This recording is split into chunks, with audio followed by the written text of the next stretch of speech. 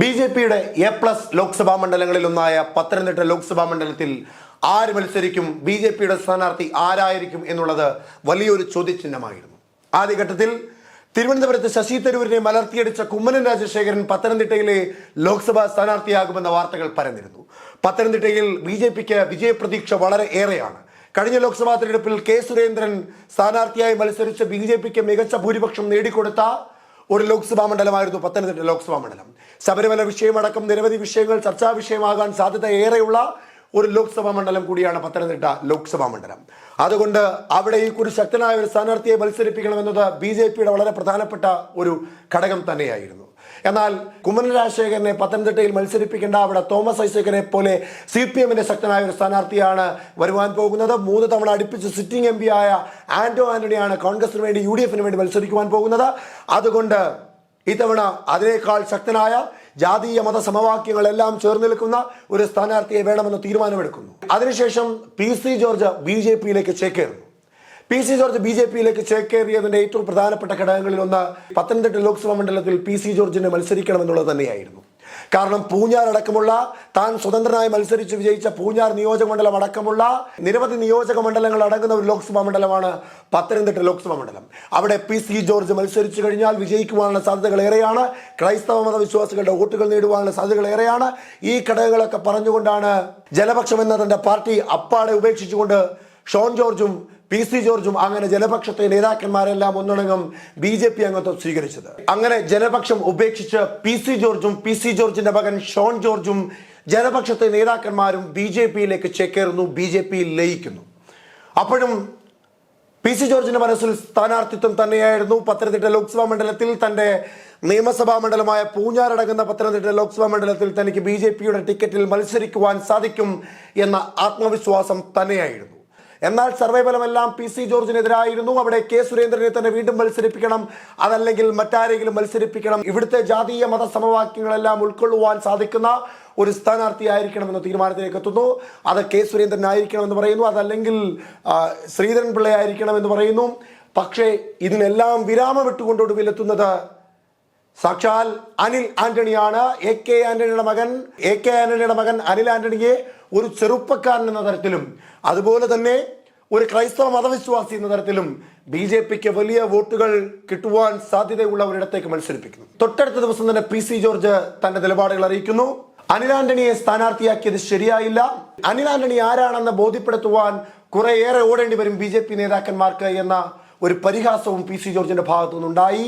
BDJS-ന്റെ നേതാക്കന്മാരായ വെള്ളാപ്പള്ളി നടേശൻ അടക്കമുള്ളവർ PC ജോർജിനെ പത്തനംതിട്ടയിൽ മത്സരിപ്പിക്കരുത് എന്നൊരു ആവശ്യം മുൻപോട്ട് വെച്ചിരുന്നു.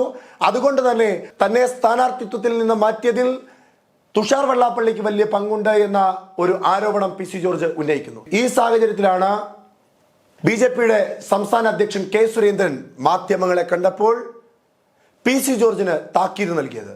ശക്തമായ വ്യക്തമായ അന്വേഷണത്തിനൊടുവിൽ ഒരു ലോക്സഭാ മണ്ഡലത്തിന് ഉതകുന്ന സ്ഥാനാർത്ഥി ആരാണ് എന്ന കൃത്യമായ പരിശോധനയുടെ ഒടുവിൽ മാത്രമാണ് ഓരോ ലോക്സഭാ മണ്ഡലത്തിലേക്കും ബി.ജെ.പി സ്ഥാനാർത്ഥികളെ തീരുമാനിക്കുന്നത്. ഇത് UDF LDF അല്ല, ഇത് ബി.ജെ.പി ആണ്. സ്ഥാനാർത്ഥികളെ എങ്ങനെ നിർണ്ണയിക്കണമെന്നും ഏത് തരത്തിലാണ് സ്ഥാനാർത്ഥികളെ നിർണ്ണയിക്കുന്നതിന്റെ പ്രധാനപ്പെട്ട ഘടകങ്ങൾ പരിഗണിക്കേണ്ടതെന്നും ഒക്കെ ബി.ജെ.പിക്ക് അറിയാം. ശക്തരായ സ്ഥാനാർത്ഥികളെ തന്നെയാണ് കളിക്കളത്തിൽ ഇറക്കുന്നത്.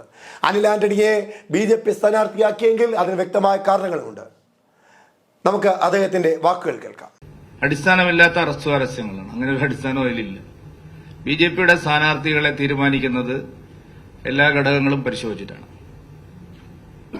ബി.ജെ.പി സ്ഥാനാർത്ഥികളെ തീരുമാനിക്കാൻ കൃത്യമായിട്ടുള്ള ഒരു സംവിധാനമുണ്ട്.